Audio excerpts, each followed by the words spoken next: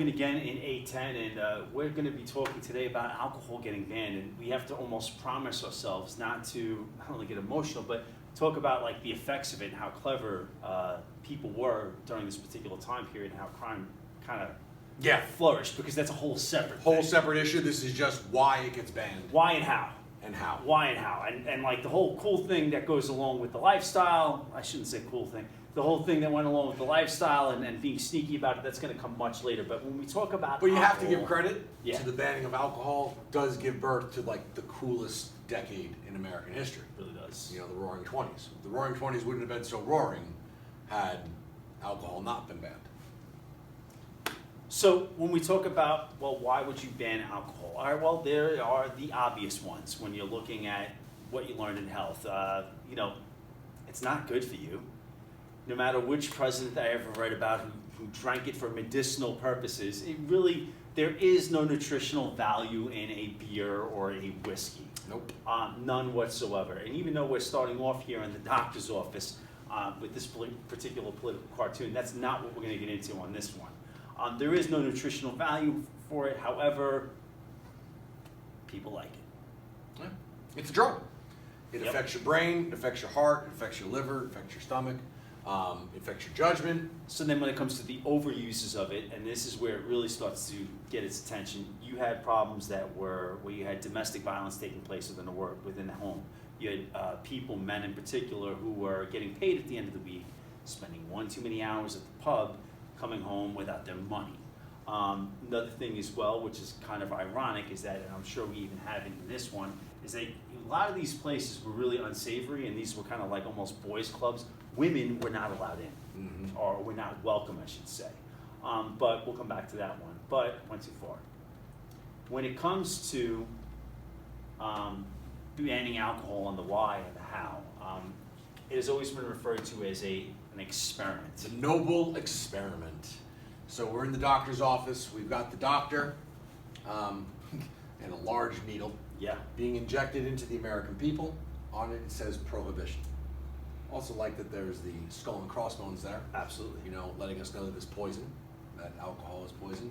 We see a gentleman here with the letter HH on his lapel, on his chest, and the nurse here with the WCTU.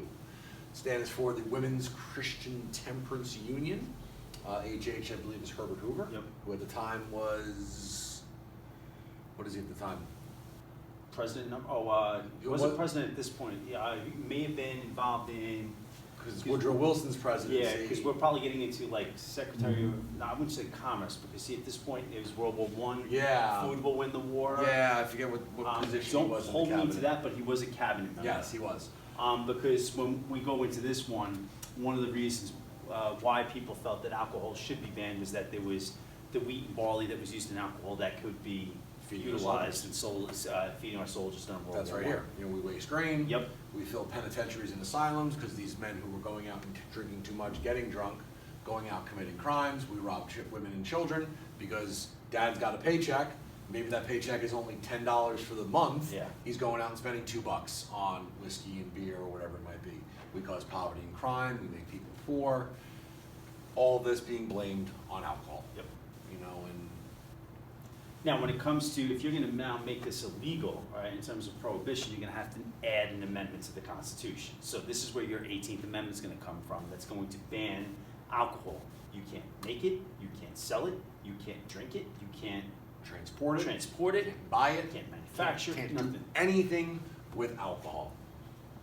And when we get into the major players in this particular cartoon, one of the major players in this cartoon is going to be the Women's Christian Temperance Union. When we talk about who is being impacted by the domestic violence and the harsh judgments or poor judgments that men were making when it came to overindulging in alcohol, generally as a gender, women were being impacted that when you're looking at particularly housewives. So when we're looking at why people were going to wanted this banned, there was an entire host of reasons. And you have to, anytime you're making an argument, especially when you want a law changed, you can't just have one reason. You have to have a laundry list of them, whether they are factual or close, or even if we're talking about it can't be proven, you need a laundry list of reasons as to why. And you can see that here. Booze is linked to poverty. It's linked to crime. They're against progress. We rob women and children. All of these things as well, when you're talking about the arguments that were being used or the details that were being used to support this, does not paint alcohol use. And this is the argument the dry is used. Oh, yeah. Because there's arguments for and against it. Absolutely. People who did not want alcohol to be banned were nicknamed the wets. And the dries were those that wanted to see it being banned. This is known as the temperance movement. Let's get alcohol banned in our country. And it worked. Yeah. For 13 years, it worked. Yeah. Let's skip that. Where are we? I want to kind of get into it right here, the 18th Amendment. Yep.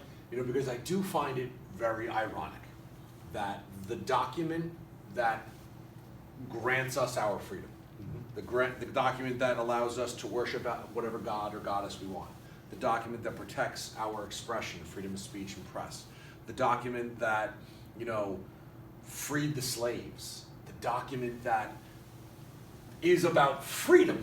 The document that was written when alcohol was safer to drink than water. Yeah. During that particular time period as well. The document that enables us to be free American citizens is now going to be like, It's not going to regulate our you behavior. can't do something. Yeah.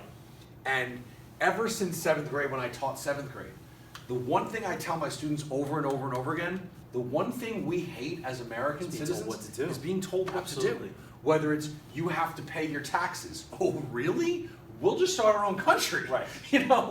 We never like being told what to do. And the repercussions of this, this is like, Oh, yeah. when you get into the repercussions of, you're going to tell us what we can't do, it's like, Finding hey, ways the around old the meme of law. like, hold my beer, no Yes. pun intended. Right. Because that's like kind of America's reaction to this. It's there. Yeah. Here. I dare to step over that line. We're going to do it. But that's why I find this amendment so ironic, because it's like, again, the document that's like, freedom, freedom, freedom, freedom, freedom, freedom, oh, you can't do this. So the women were one of the driving forces behind the wets when we're talking about pushing towards making The dries. the dries, excuse me.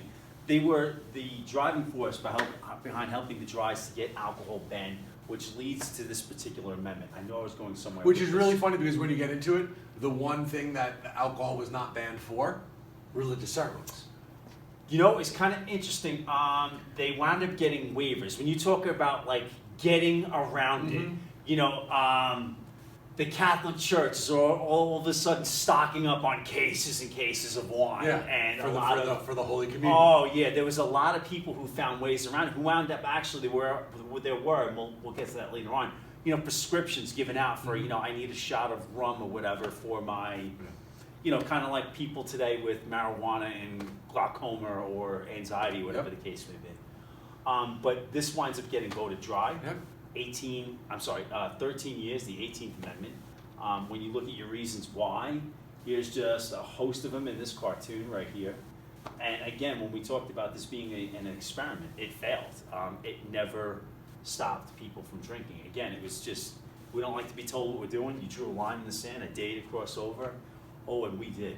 And that we'll get into the 20s. You can almost make the comparison to quarantine. Oh, yeah. You can't have a gathering of more than 5 people. Right. It's like, all right, let's go have Halloween. It's People like getting around rules. yes. So I mean, and when you're looking at, for example, all of these things that go along with alcohol, yes, it's bad there, we get it, but when it comes to using it responsibly, as they like to say in these commercials now, during this particular time period, it's one of those things where it's like, I can judge how much I use or not use this, and that's what really bothered me. All of society is a pendulum. Yeah. Swinging one side, swinging to the other. Right. This is a swing to the ultra-conservative Oh, side yeah. of the pendulum, and then eventually we will swing back to the ultra-liberal side. That is a really cool way of putting it. Yeah. Thanks for watching.